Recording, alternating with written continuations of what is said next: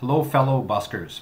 I was a busker for many years in Toronto, Vancouver, and in the city of Victoria, BC. I paid fees in all of those cities to have licenses. I haven't been a busker in many years now. However, I have certainly have my issues with some of these cities about our rights.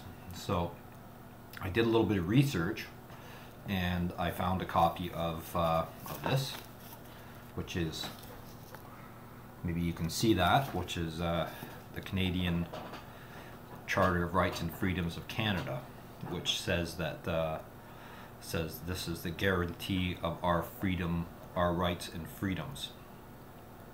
It also says that there are such responsible limitations pursued by law that can be democratically justified. Now, I think many of us know that we don't really live in much of a democracy. We live in a place where our tax dollars are given to offshore bankers, and to the tune of about $160 million a week. In fact, we as Canadians pay in fiat unjustified capital. You can look other places on the internet to find out about that. Just look up "Stop the Fed" if you're interested. Anyways, we're here to talk tonight about the Canadian Charter of Rights and our rights as buskers. So I've done a lot of research on this, and I found Section 2B of the Canadian Charter of Rights. That's Section 2B says that we have the freedom of expression and interpretation. Section 2B protects all forms of expression, whether it oral, written, pictorial, sculpture, music, dance, or film. The freedom of expression referred to, moreover, extends to those engaged in the expression for profit. Now, did you hear that? The expression for profit, which means that we as buskers can go out and play our music or anyone else's music that we like on the street for profit without licensing whatsoever. Therefore, licensing, it seems to me, is a breach of our freedom of rights as Canada,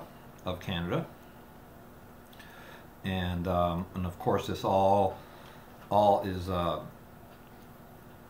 just to the fact of the first thing it says, with responsible limitations. So now I'm not too sure about the responsible limitations, and certainly any place where I've played guitar, the